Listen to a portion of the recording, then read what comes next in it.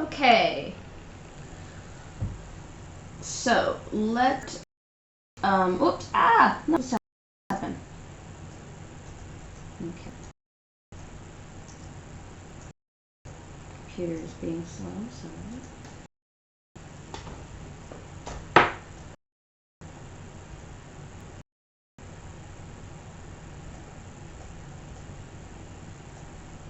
Sorry about this. My computer is being really unresponsive. Here we go. So this is where I wanted to start. So I feel like in my last video I perhaps wasn't super clear about something, and that this has to do with the arbuscular mycorrhizal fungi.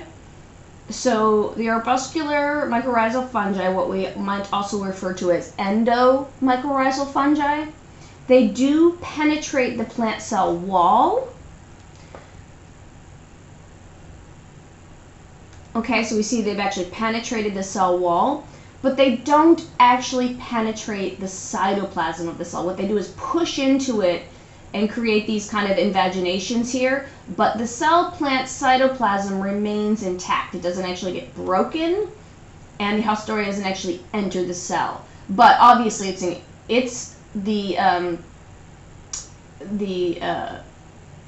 outer cell wall of the fungi is obviously in very close association with the plant cytoplasm, so they can readily exchange things with each other. But there's not actually, the plant's cytoplasm doesn't actually get pierced in any way. So I just wanted to clarify that, so in case that was a little confusing, I apologize. So now we're going to talk a little bit about some of our different fungal groups. So here's our fungal phylogeny again. So we have 6 groups recognized, but 2 of them we think are likely paraphyletic, and we haven't quite worked out everything going on there. So I want to talk a little bit about some general reproduction strategies in fungi, because this is largely historically how we have distinguished among fungal groups. We've looked at their different sexual structures and their methods of reproduction. And as you can see from this generalized life cycle, there is a lot going on. Don't freak out yet looking at this. We're going to go through this step by step as we look at the different groups of fungi and the different sexual strategies and asexual strategies they have. But my first point I want to bring up is that many can breed both sexually or asexually. And one of the interesting things about fungi is that they typically spend most of their time as a haploid organism. So in this particular figure, blue is showing us haploid, a haploid state. So most of their time is spent in this haploid state, which is sort of unusual. Most organisms are diploid for most of their life cycle. But they can fuse in sexual reproduction, and so what will happen, we don't really have male and female in fungi. What we have are 2 mating types. We have what we call the plus mating type and the minus mating type. So 2 different hyphae of different mating types will come together and merge for sexual reproduction. So let's talk about that a little bit. So just for now, we're going to ignore this asexual reproduction. We're just going to focus on sexual reproduction here. And here is an image of that happening in one of our types of fungi we'll look at, the Zygomycota. So we have 2 different hyphae. Let me write this down. So sexual reproduction.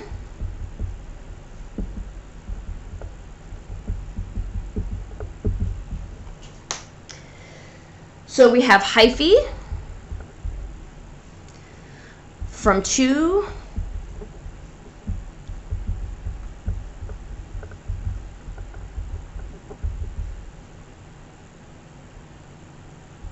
mycelia, which is just a plural of mycelium, because ideally sexual reproduction is going to give us genetic diversity, so we wouldn't want hyphae from the same fungal mass. We'd want hyphae of 2 different individual fungi that were genetically distinct.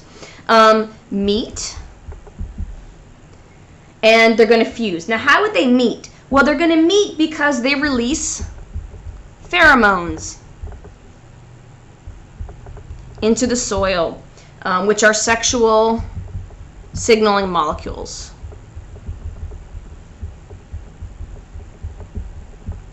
So it's really quite romantic, right? One of these hyphae will be secreting its pheromones, which will attract the other, and they're going to grow towards each other, and I'm sure there's like romantic music in the background or something. And they are going to fuse together in a process called plasmogamy. Now, that is only going to happen if they're different mating types, but we'll assume that they are. So, if they have different mating types, and we call those mating types plus minus, we don't call them male female, hyphae will fuse in plasmogamy.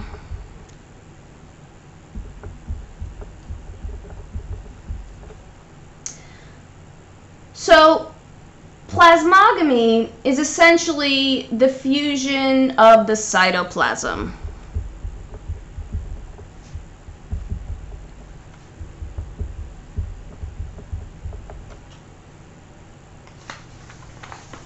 And so we see on our little life cycle, plasmogamy has occurred.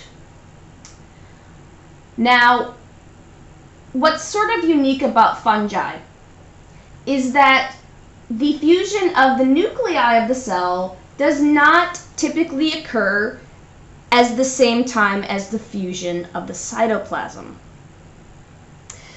What happens instead, and remember, these hyphae are typically haploid, so what happens instead is that the haploid nuclei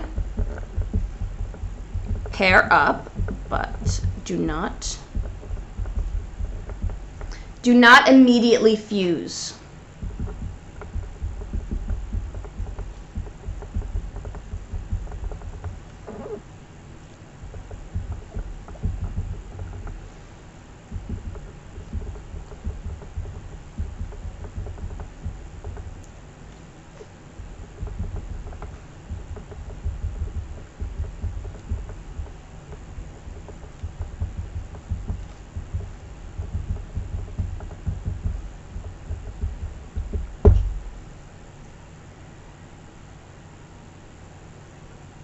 So the haploid nuclei coexist but don't actually fuse. So the resulting micellum we refer to as a secondary micellum to kind of indicate that this plasmogamy has happened. We would refer to it as a heterokaryon. So that word karyon is referring to the nucleus and hetero referring to different. So we've got two different nuclei coexisting, and they are still haploid. They have not fused yet. And depending on the type of organism we're talking about, sometimes the fusion of the nuclei will occur shortly thereafter, but sometimes it won't happen until, possibly years afterwards. So it's really, that's something that's going to be really variable. But typically, sometime after plasmogamy, I'm going to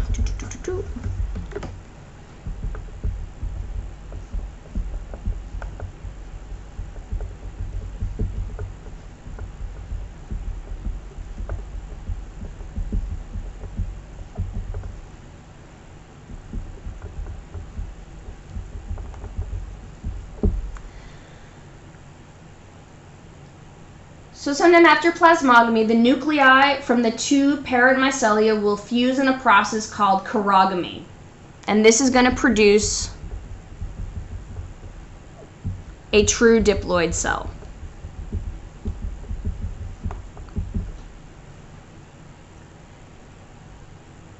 And this is important because this true diploid cell can undergo meiosis to produce haploid spores.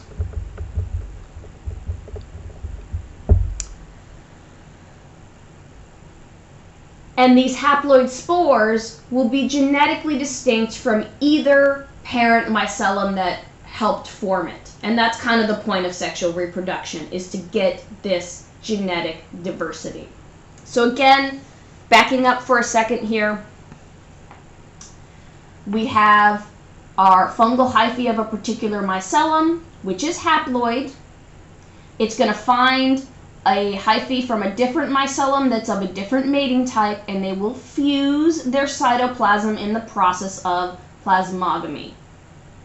So now we have a situation where the cytoplasm of cells is fused, but the nuclei have not. So you essentially have cells that have a fused cytoplasm, but they have two different haploid nuclei, and we call that being dikaryotic, by the way. Or the more general term is heterokaryotic. Eventually, the nuclei will fuse in the process of chirogamy and will get true diploid cells. Usually, in most fungal groups, the diploid state is small and short-lived, and typically these diploid cells will pretty quickly undergo meiosis to produce haploid spores. And these haploid spores will produce haploid, when they germinate, will produce haploid hyphae that are genetically distinct from either parent. And that, again, is the whole point of sexual reproduction. Okay, so I want to back up and distinguish a couple of terms here. I use the term heterokaryon, or we might describe a hyphae as being heterokaryotic. That is whenever you have coexisting haploid nuclei in one cytoplasm. Okay, so plasmogamy has happened, but chirogamy has not. Now, there is a particular type of heterokaryon known as the dikaryotic mycelium, or dikaryon, or dikaryotic. And this is a situation where, and it only occurs in some species, the haploid nuclei pair off to a cell. And so that's where the dikaryon mean. We see this in two groups. The Ascomycota we'll talk about later, and the Basidiomycota. So it's really just a particular type of heterokaryotic where they have specifically paired off two haploid nuclei to a cell. And in these dikaryotic species, typically the dikaryon is very long-lived and will go sometimes years without chirogamy occurring. We'll just be doing chirogamy when we're ready to make some genetically diverse spores. Confused? That's okay. We will be talking about this type of life cycle again and again as we go through these different groups. So we will be talking about these terms in the context of particular groups, both in the later parts of this lecture and in the lab. So let's shift a little bit and talk about asexual reproduction, which fortunately is a lot more straightforward.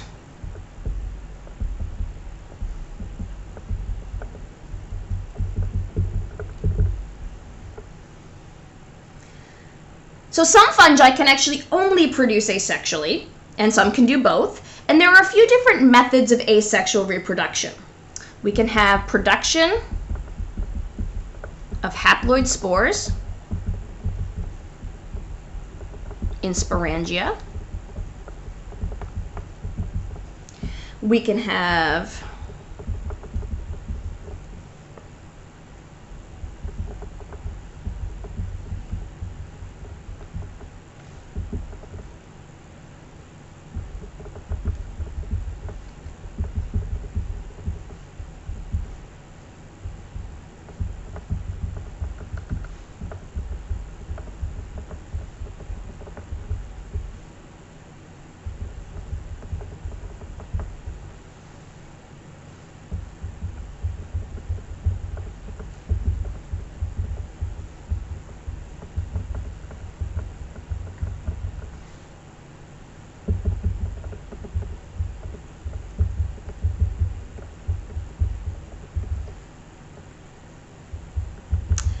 Okay, just wanted to get all that written. So, asexual reproduction methods.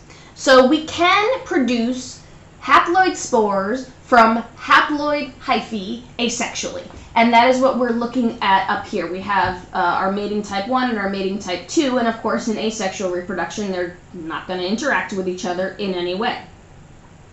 So we can get the formation of haploid spores directly from haploid mycelium. And this could be happening in a structure called a sporangia that we'll look at in lab. So essentially what happens is, imagine this is our fungal hyphae, and it sends up a little structure, typically with like a little, ball at the top. And in there, we're going to make some haploid spores that could later be released. And each of these haploid spores is capable of germinating itself into a new fungal hyphae. So that's one way they can reproduce. Now, of course, there's no genetic diversity here. We can also have specialized hyphae that at their tips, so let's draw another hyphae. So let's say we have fungal hyphae. At their tips, they produce these little specialized structures called conidia. And my drawing is awful, but here we have an example of some conidia. See how this hyphae at the tips here, we see all these little kind of ball structures? Those are called conidia, and they're a type of haploid spore that, again, is asexually produced. And each of these conidia can break off and themselves would be capable of producing a new fungal hyphae. Again, no sexual recombination, but it is a way that they can disperse and spread around. If you are a single cell yeast, you can also reproduce by budding, so just, one cell just kind of growing out from the parent cell and then breaking off from it.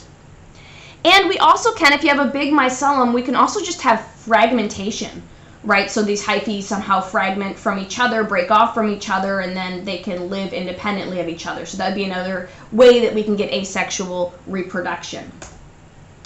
Okay, I'm going to break here, and then we're going to actually get into talking about the different groups of the fungi. So see you in a minute.